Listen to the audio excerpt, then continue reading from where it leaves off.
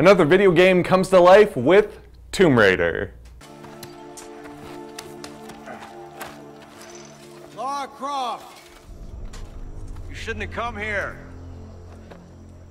I'm glad that you did. We were both fans of that 2013 video game that this is based on. It's so good. Go out and play it, seriously. It's right. really, really good. And the movie doesn't compare. No, not even close. Even in terms of story, it drops the ball completely. It wants to set itself apart from the Angelina Jolie movies of the past. They show Lara Croft as this kickboxing delivery or food delivery courier. It lays this groundwork, but then it doesn't do anything with it. Like, one of the big lines in the movie is, "I'm not that kind of Croft." I'm sorry. I'm just not that kind of Croft. We don't even know who the Crofts are. They don't establish what a Croft is the whole time. It's just like, okay, what is a Croft? You know? Right. The first 15 minutes of this movie, we get a bike chase scene, we get a somebody stole my bag, I need to get my bag back scene, and the editing and the shots are fine, it's just boring to watch. Right. And that's this whole film, is it's just sort of boring to watch. Even when stuff's happening on screen, there are a lot of what should be very cool sequences in this movie.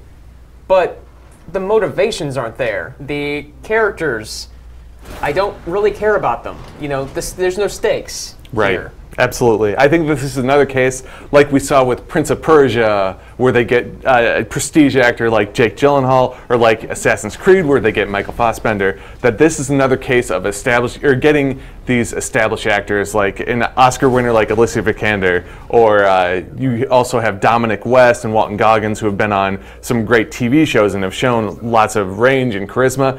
And this, no one has personality. No one really is able to show any charisma because they have to deliver these terrible lines for these lifeless characters on this adventure that is for a movie where they're exploring the jungle. I had more fun at a movie like Jumanji: Welcome to the Jungle. Yes, Me too. That's centered around a fake video game, as opposed to this, where they go in the jungle based on a real video game that was thrilling. And this had none of those thrills in it. I want to talk about the villain real quick. Sure, absolutely. This villain is a walking cliche. Absolutely. The whole time, he does everything a villain does.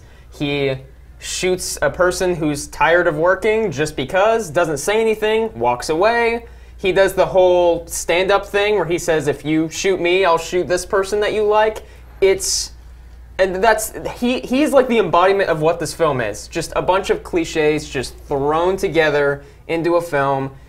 It's really disappointing to me because I feel like there could have been something here. What would you give it for a rating? I'm gonna stick with 2 Joes because this is not horrible. This isn't the worst thing I've ever seen. It's just forgettable. 2 Joes for me as well. This is another example of a good video game being turned into a disappointing movie with all the potential there too. Absolutely. To read my review, check out St. Joe Live in Friday's edition of the St. Joseph News Press, or go online to stjoelive.com. And join me next week as I review Pacific Rim Uprising. Until then, we'll be live at the movies. See you later.